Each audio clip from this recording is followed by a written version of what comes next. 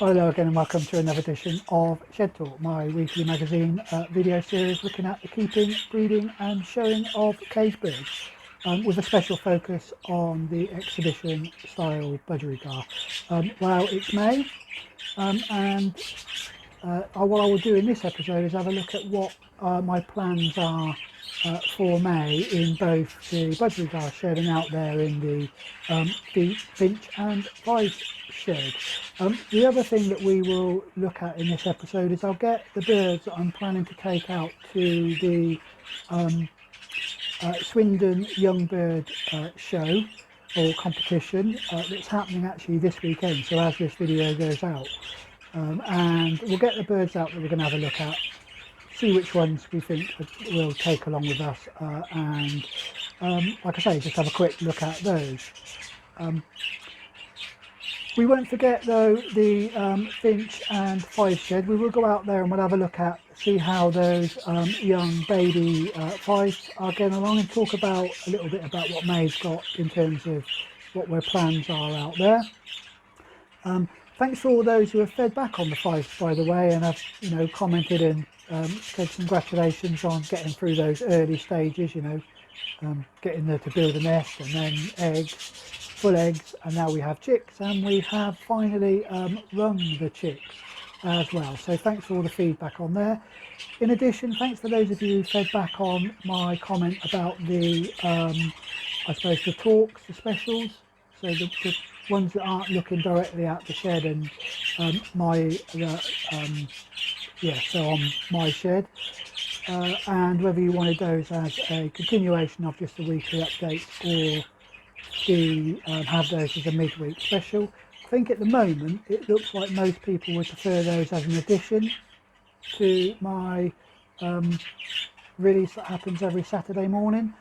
I think that's what I will do. So there'll be probably once a month we'll have a midweek special, which will include all those videos that are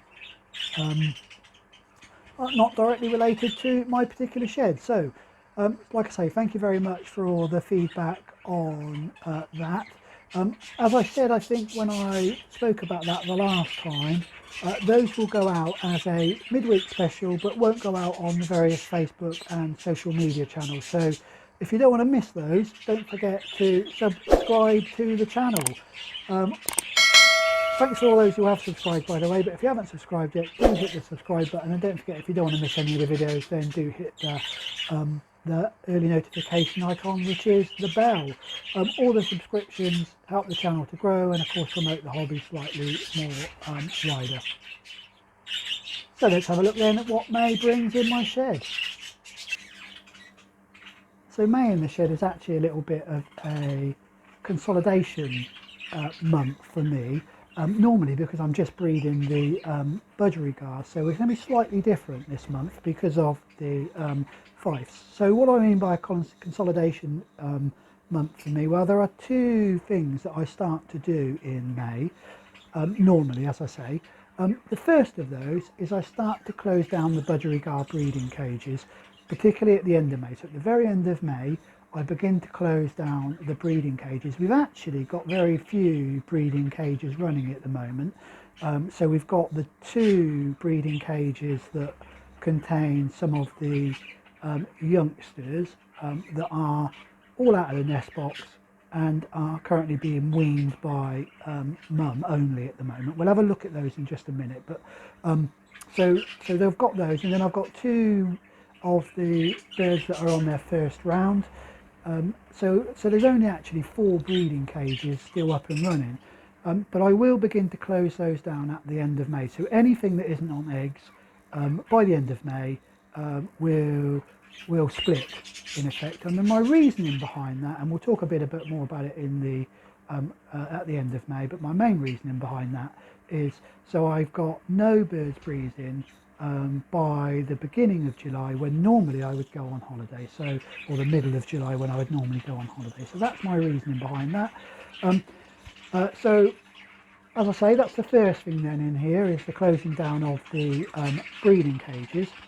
The second thing that I will start to do and there will be an episode of that in May, is we will start to get the young birds out of the nappy flight and begin to just have that initial assessment of them. I know it's really easy, but we'll begin to have that initial assessment of the birds, see which are likely to be in the show team for the year, which ones are likely to be kept for breeding next year, so as a stock bird, and which ones at this early stage I'm beginning to think aren't going to make the grade and will go in the sales flight, I suppose is what we're talking about.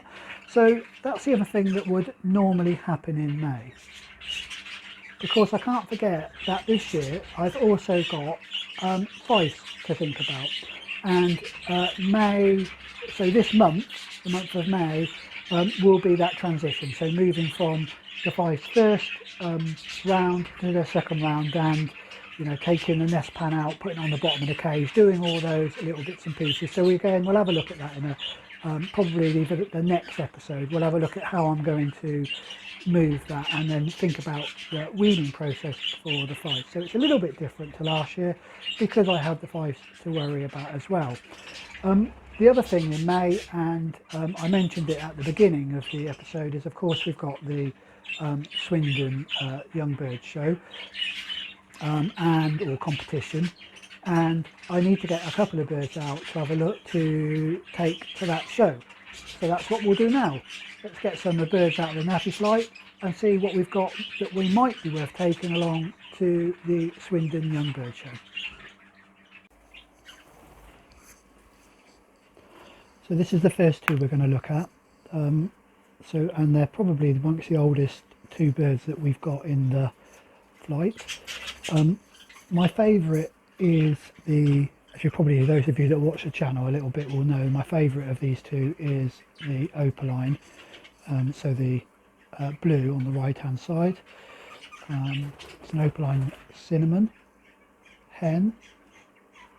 And this is the bird that did reasonably well for me at the Oxford 1910 Young Bird and Stock Show. I think it's just a better balanced bird, in all honesty, although again, as always when I put these birds first in the show cages, they never show themselves particularly well. But I think it's just generally a slightly better balanced bird than the cinnamon light green on the left. Although the cinnamon light green on the left is actually growing into a better bird than it was just generally. When I looked at it as a real youngster, it didn't show any real signs, but I'm actually quite liking it. But we'll see how both of these two get on. They get a little bit of preparation. In terms of I suppose the slightly older birds, so the non-bar heads, these are probably the only two that are actually through the molt, so they may well be the only two that I'm going to take. But I'll show you the dark green that did well as a bar head, but like I say, it's not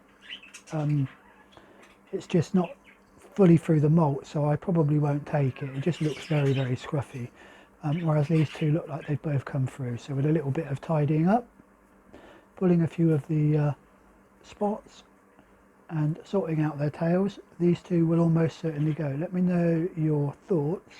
The way they're showing it at the moment, the light green looks better than the opaline sky blue, but still, we'll see. So these are the first two then. I'll pop these into one of the stock cages so I don't have to keep going into the main flight to get them back out again, and we'll start prepping them.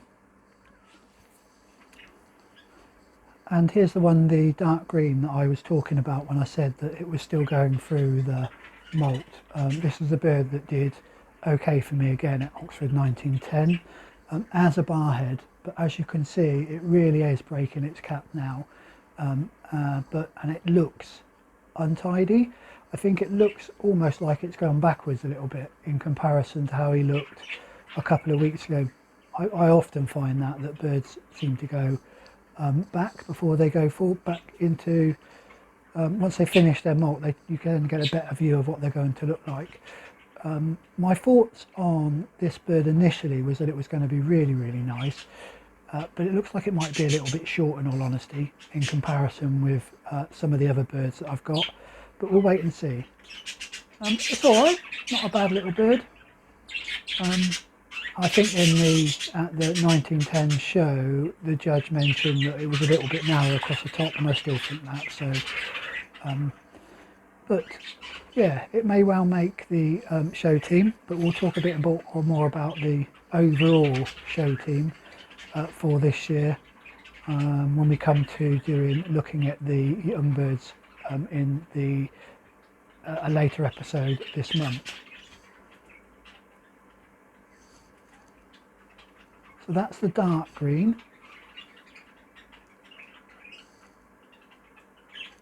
Okay, not a bad bird, but going through the molt, so not really going to go out. I don't think I'll take this one out unless it comes right through within the next 4 or 5 days.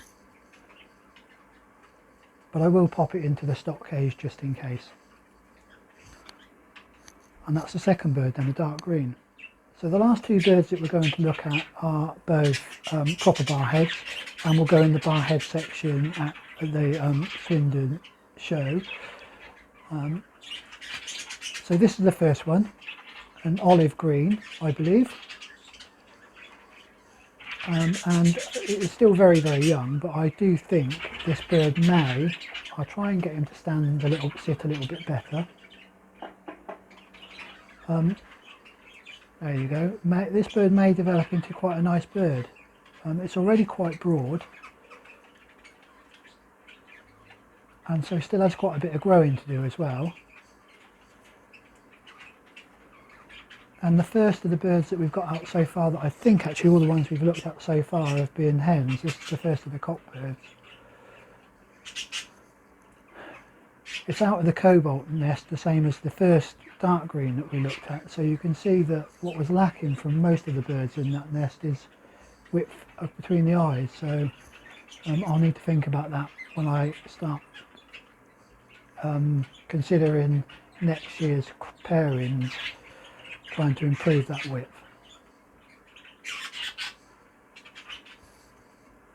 So this is like I say, the first of the two barheads that we're thinking about taking. I'm almost certain this bird will go out.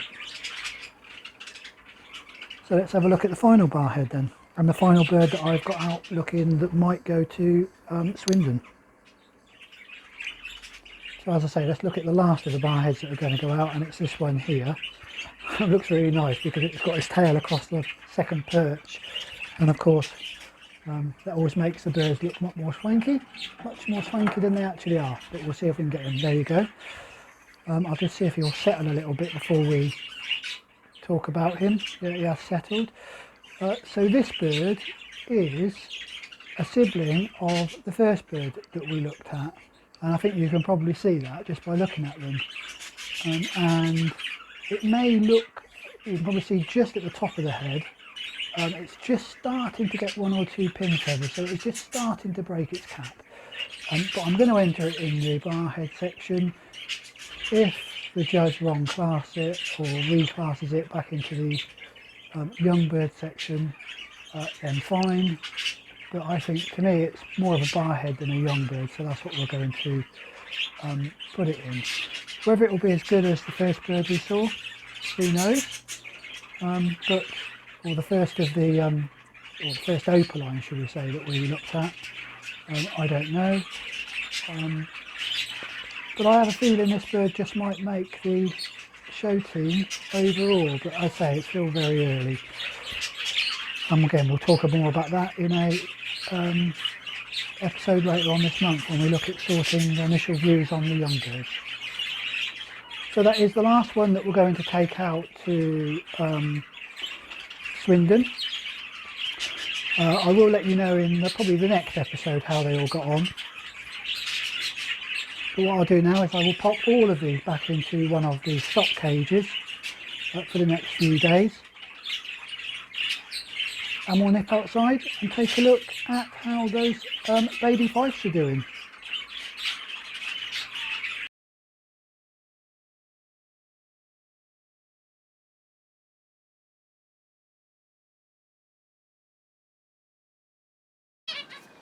So here we are, I'm back out in the Finch and Fife flight, and pleased to say that everything's going really, really well in here. Those of you that are members of the Facebook page will know that I have now managed to ring all 4 of the young Fifes. They're all growing well. There's still that one that I suppose is a day behind, and it's, you know, but it's still being fed well. It's competing for food with all the others, so I'm not having any major problem there.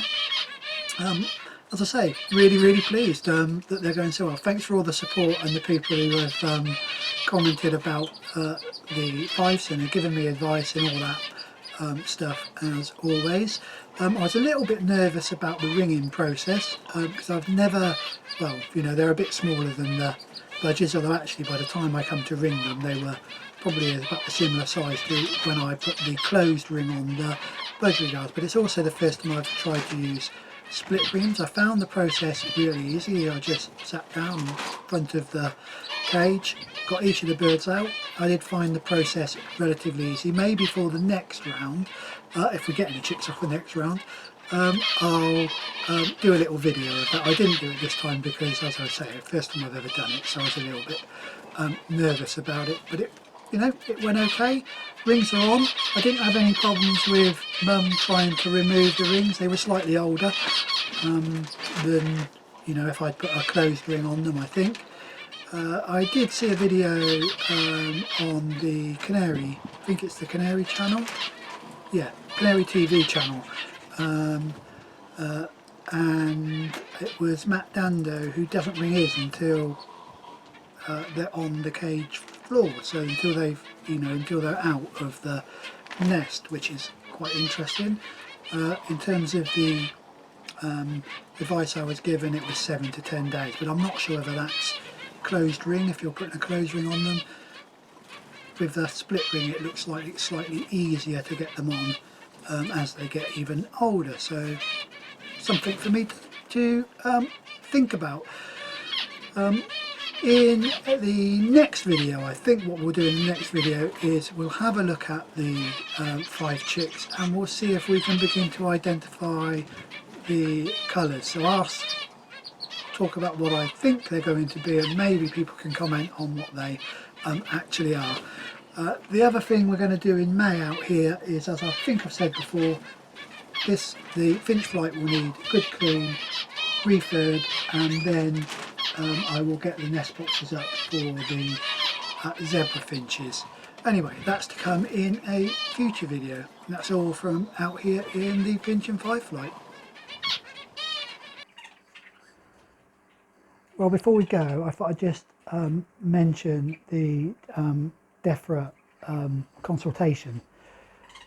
This isn't really meant to be a political statement or anything, it's just that over here in the UK at the moment, we've just come out of a rather long restriction process on to try and curtail bird flu, where we've had a major outbreak of bird flu in the UK, which is devastating some of the wild populations and impacting, of course, the poultry industry in particular. And our Department for Agriculture, Farming and Rural Affairs have currently got a consultation out about the licensing of the keeping of birds. Now, up till now, this has been restricted to those people who keep poultry, so geese, ducks, chickens, those sort of things, and over 50, I believe it is. But the consultation is talking about all domestic birds, so it will include cage birds such as the budgerigars, the canaries and any other cage birds that people might keep, and they are talking again about it being well, they're talking about, so definitely over 50 or 50 and over for cage birds, but also they're also talking about bringing that right down to maybe 10 or even 1 or 2 you'd have to license for. Now, they are saying this won't affect, you know, the person who's got a pet cage bird in their house, but if they go over, if they go, you know, 2 or 3, most people keep more than 1 or 2 birds in their, or, you know, 2 or 3 birds in their home, just because, you know, budgerigars, they're a flock bird, so most people like to give them a company. So it would mean that almost everybody in the UK would need to register their birds with Defra, and I think the impact on that is going to be substantial. Most people won't know about it, of course. Most people won't even be aware that they're supposed to register their 5 or 6 birds that they keep in their as pets in their home. But for us bird keepers, almost all of us will have at some stage in that breeding cycle more than 50 birds in their flight. Even if we only ever keep 20 odd birds after we've sold off, sure, at some stage during that process, during the breeding process, we'll have over 50 birds, which will mean that we will be required for licensing. I don't know, but I also suspect that caged bird societies, when they're showing, will need to keep a register of those people who are showing and their license number or their registration number at some stage, just to show that we're complying with their rules, that we're not allowing people to show birds who aren't registered with Defra if they're keeping over the set amount of birds. So it will be more work for show managers, and I think generally, this is another nail in the coffin for caged bird keeping if this goes ahead. So I would encourage anybody in the UK who keeps caged birds, whether that be 3 or 4, or a big flock, whether they show or not, or they just keep them as pets, or just keep them in an aviary in their garden just to have a look at, just to enjoy, to go on the Defra website and respond to the Defra consultation. And if you feel inclined, write to your local MP, say that you're a constituent of theirs, and talk about how this is going to impact the keeping of caged birds, should this consultation end up with the restrictions or the licensing, registration process that we'll all need to go through just to keep our hobby going. Anyway, that's the Defra stuff out of the way. I thought I'd mention it. Do go on to the Defra website and look at the consultation and respond to it, please. Anyway, that is just about all we've got time for in this episode. In the next episode, as I say, we'll have a look at the young baby fives to begin with, and see if we can identify what colours that is. I hope that there will be some video of the Swindon budgerigar young bird show, and I will also begin, I think, looking at the young birds, budgerigar young birds, and start to sort through some of those. But until that episode, if you enjoy the videos, please do hit the like, do subscribe, but most importantly, please do stay safe and enjoy your birds.